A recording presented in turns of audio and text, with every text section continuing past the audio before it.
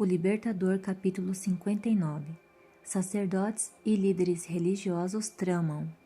A notícia da ressurreição de Lázaro logo chegou a Jerusalém. Espiões rapidamente se encarregaram de fornecer os fatos para os líderes judeus.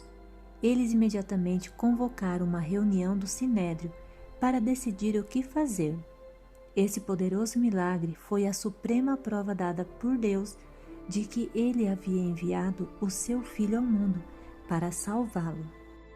Foi uma demonstração de poder divino suficiente para convencer cada mente que estava sob o controle da razão e de uma consciência esclarecida. No entanto, os sacerdotes só ficaram mais enfurecidos por esse novo milagre.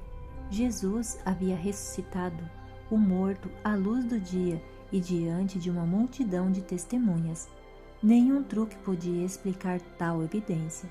Por essa razão, os sacerdotes estavam mais decididos do que nunca a pôr um ponto final no trabalho de Cristo. Os saduceus não estavam tão cheios de ódio para com Cristo como os fariseus. Porém, agora eles estavam absolutamente assustados. Eles não acreditavam na ressurreição dos mortos. Na mente deles, era impossível que um corpo morto pudesse ser trazido à vida.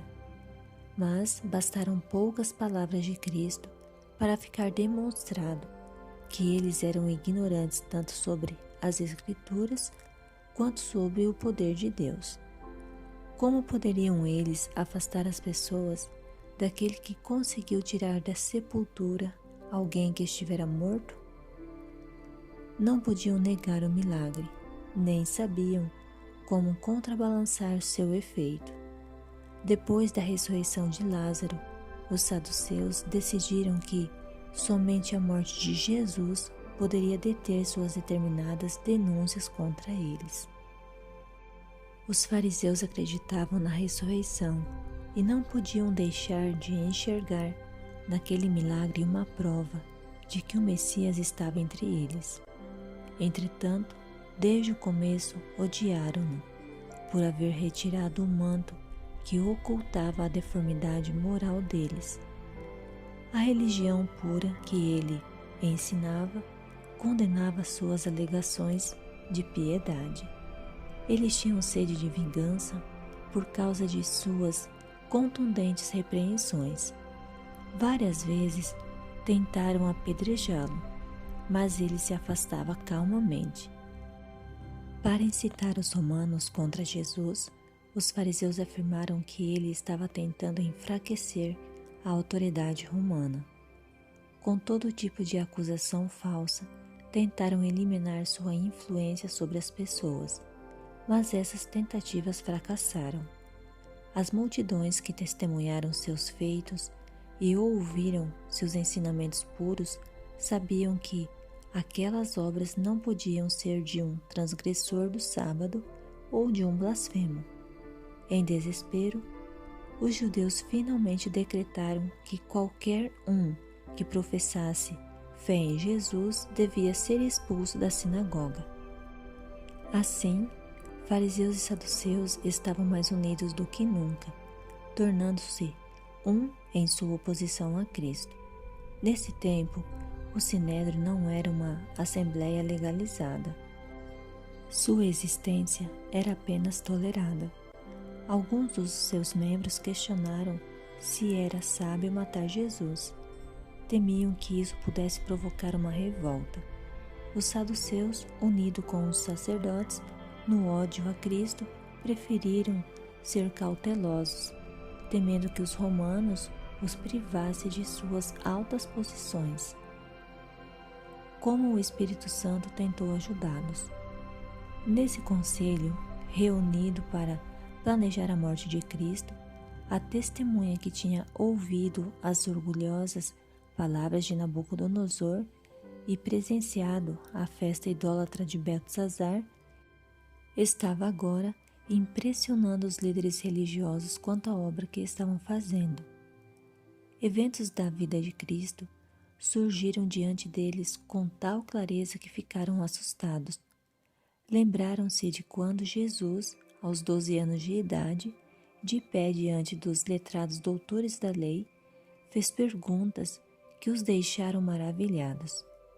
O milagre que Jesus acabara de realizar deu testemunho de que ele não era outro senão o Filho de Deus. Confusos e perturbados, os líderes perguntaram: "O que estamos fazendo?" Havia uma divisão dentro do conselho. Estando o conselho em grande confusão, Caifás, sumo sacerdote, se levantou. Orgulhoso e cruel, arrogante e intolerante, ele falou com grande autoridade e segurança: "Vocês não sabem nada. Será que não entende que para vocês é melhor que morra apenas um homem pelo povo do que deixar que o país todo seja destruído?" João 11, verso 49 e 50. Mesmo que Jesus fosse inocente, ele devia sair do caminho. Ele estava diminuindo a autoridade dos líderes, e se o povo perdesse a confiança em seus chefes, o poder da nação estaria destruído. Depois daquele milagre, era possível que os seguidores de Jesus se amotinassem. "Os romanos então virão", disse ele, "e fecharão nosso templo e nos destruirão como nação. O que é a vida desse Galileu comparada com a nação? Eliminá-lo não seria fazer um serviço para Deus? É melhor que um homem pereça do que uma nação inteira seja destruída." A política recomendada por Caifás se baseava em um princípio pagão: a vaga consciência de que alguém devia morrer pela raça humana levara ao sacrifício de humanos. Assim, mediante o sacrifício de Jesus, Caifás estava propondo salvar a nação culpada, não da transgressão, mas na transgressão, a fim de que pudesse continuar em pecado. Nessa reunião do conselho, os inimigos de Cristo experimentaram um profundo senso de culpa. O Espírito Santo havia impressionado a mente deles, mas Satanás os fez lembrar as ofensas que haviam sofrido por causa de Cristo. Quão pouco ele prestigiara a justiça deles. Sem dar atenção às suas formalidades e rituais, ele tinha incentivado os pecadores a irem diretamente a Deus, como um pai misericordioso, para lhe contar de suas necessidades. Ele se recusara a reconhecer a teologia das escolas rabínicas. Havia desmascarado as práticas maléficas dos sacerdotes, causando dano irreparável à sua influência. Com exceção de uns poucos que não se atreveram a falar o que tinham na cabeça, o Sinédrio recebeu as palavras de Caifás como se fossem palavras de Deus. Houve um sentimento de alívio no conselho. Cessaram as discórdias. Eles resolveram condenar Cristo à morte na primeira oportunidade favorável. Aqueles sacerdotes e líderes religiosos já se encontravam totalmente sob o controle de Satanás. Mas, de tão enganados que estavam, sentiram-se contentes consigo mesmos. Consideravam-se como patriotas, buscando salvar a nação. Para evitar que o povo se inflamasse e usasse com eles a violência que planejavam contra Jesus, o conselho adiou a divulgação da sentença que já haviam pronunciado. O Salvador sabia que em breve eles realizariam suas intenções, mas não era sua função apressar a crise. Assim, deixou a região, levando consigo seus discípulos. Jesus agora já tinha dedicado 3 anos do trabalho público ao mundo. Todos conheciam sua abnegação, bondade desinteressada, pureza e devoção. Esse curto período, no entanto, foi tudo que o mundo pôde suportar da presença do Redentor.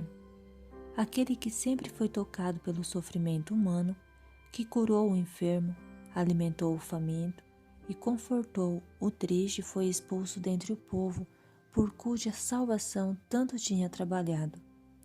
Aquele que interrompeu o sono da morte e manteve a atenção de milhares às suas palavras de sabedoria, não conseguiu alcançar o coração dos que estavam blindados pelo preconceito e pelo ódio e que obstinadamente rejeitaram a luz.